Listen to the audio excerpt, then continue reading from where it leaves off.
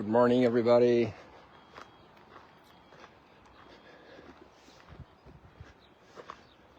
We've got a new beautiful sunrise in the book of Exodus.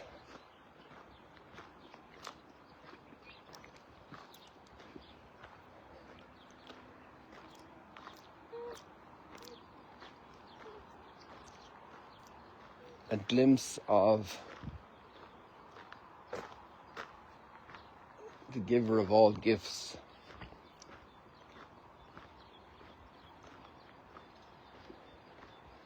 An effort to name him.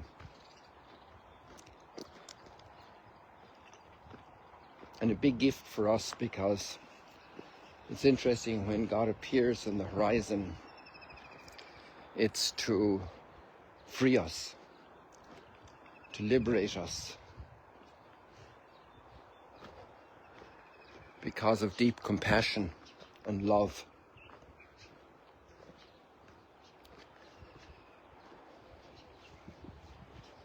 To rescue us from slaveries and addictions, to bring us to the full development of ourselves.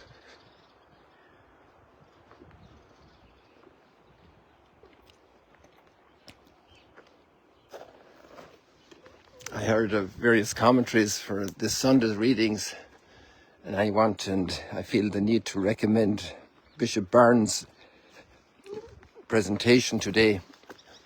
Maybe it's not everybody's cup of tea, that's possible.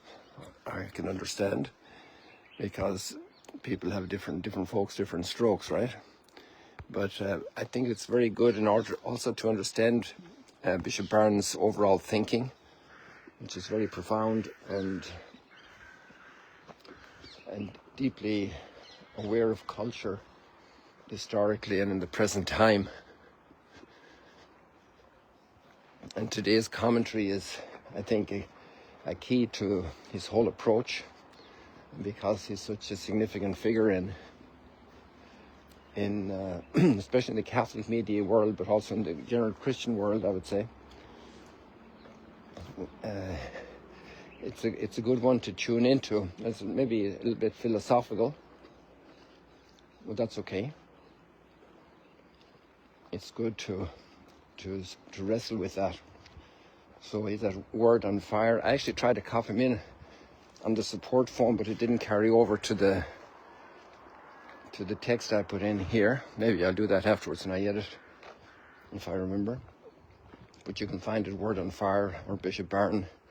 It's today's Sunday's homily. It's very, very enriching in this regard.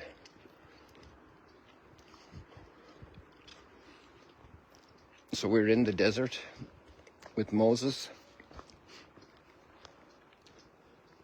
and there's a burning bush, and he goes over to the burning bush. One of the impressions that always stays with me with this text is based on a conference of one of the great teachers of the Holy Land, who passed away a couple of years ago in Jerusalem, Father Frederick Mans. And at least he's the first one I heard it from like this, that the first time we hear the word Holy Land in Scripture is in this text of Exodus. Take off your shoes, for you are on holy land.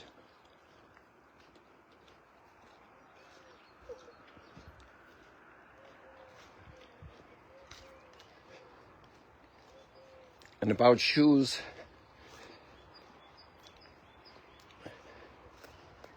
one text that has always, a little piece of knowledge that always struck me very powerfully, is from the American Civil War story, and the freedom fighters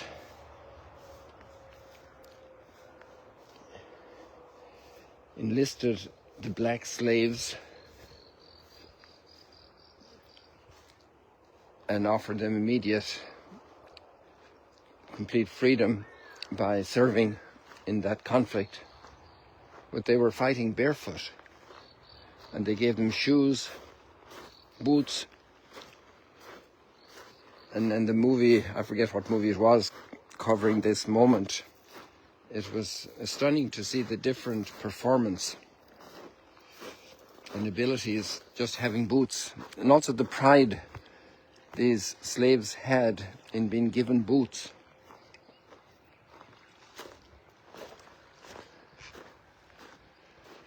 Take off your boots, you're at a big disadvantage.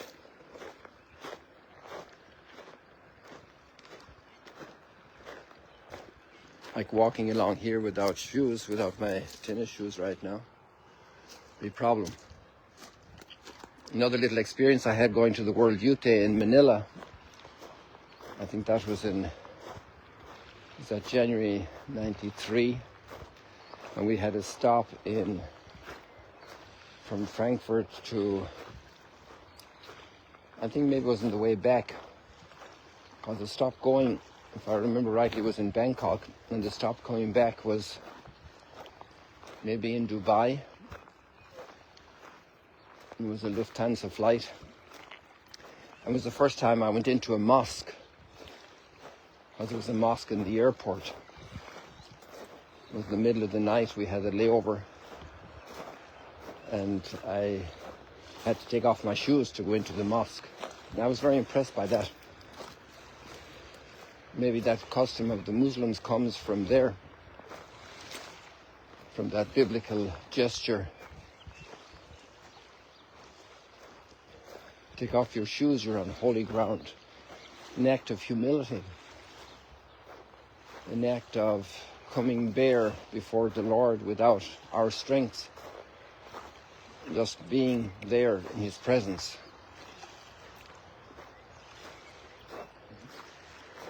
Bishop Barron's commentary, I just come back on that idea again of Bishop Barron. Many people give great talks, and Abraham Lincoln and Martin Luther King, there were some great talks that are remembered, The Gettysburg Address, the King, Martin Luther King, I had a dream, or I have a dream. And maybe many talks that are not the most inspiring that all of us who speak give, but sometimes there's one that stands out. And I think that one today of Bishop Barron is very interesting in the commentary to this text. So I encourage you to listen to it. One of the points that he makes there is very typical of his thought, is about the nature of God in contrast to all other things.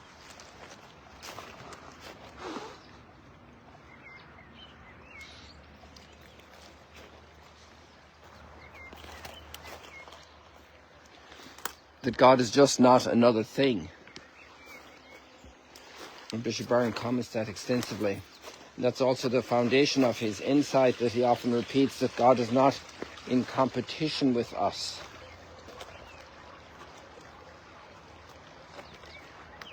And this ties in also to the burning bush experience, that the bush is still there, and it's more beautiful and bright and intriguing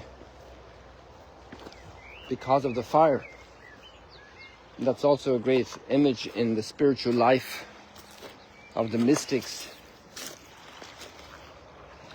And there's a very beautiful book that I find very helpful, called Fire Within by Thomas Dubé, and it's about the two greatest mystics of the Western world, John of the Cross and Teresa of Avila, describing their spiritual struggle and life. Fire within. God is a consuming fire. And this is also, I learned this a long time ago, that some of the theory of the roots of the word God, of theos, is to do with ungraspable, running. He's gone out of reach. And the other one is burning. And we can't control God. And we're also afraid of being burned. But proximity to God is revelation of God. It's discovery of God. As friend, as compassionate, who wants to redeem us, who wants to free us. This is the real God.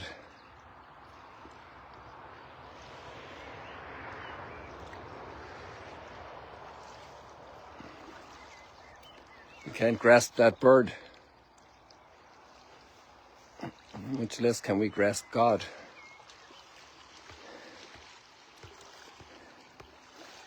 But God is close and He wants to redeem us. He wants to save us. And that's why we don't have to worry about all these things and judge all the circumstances of tragedies in life and difficulties that happen to us. Because God's on our side. He's always with us.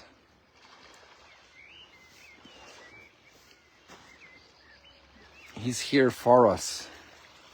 I am with you. I know your need. You are not alone.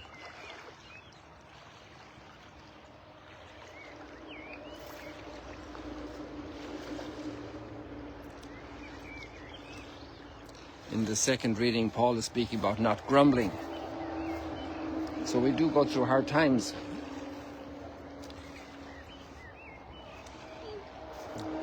To be content, to be grateful, to know my great calling, my great role.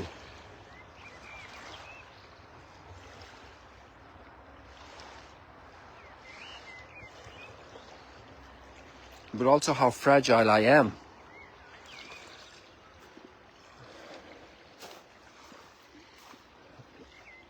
Not just physically, but also morally and spiritually. And I can become a slave, I can be broken. And I need salvation.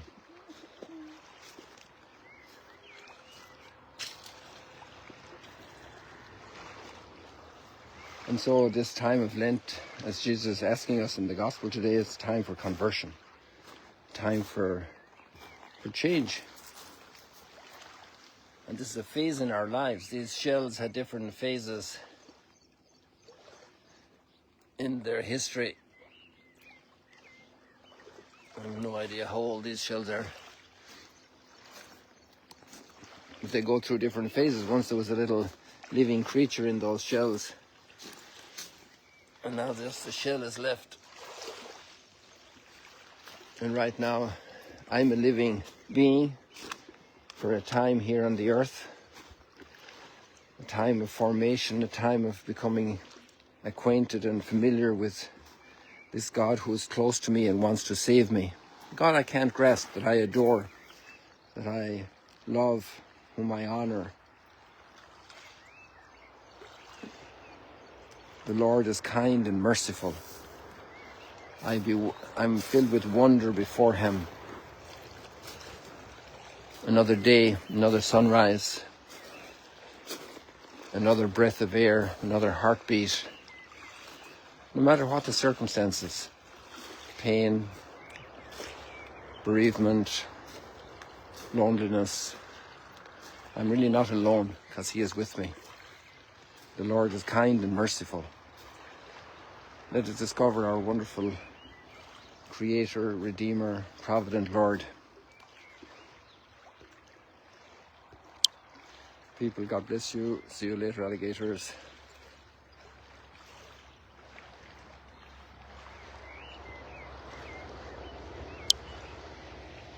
There we go.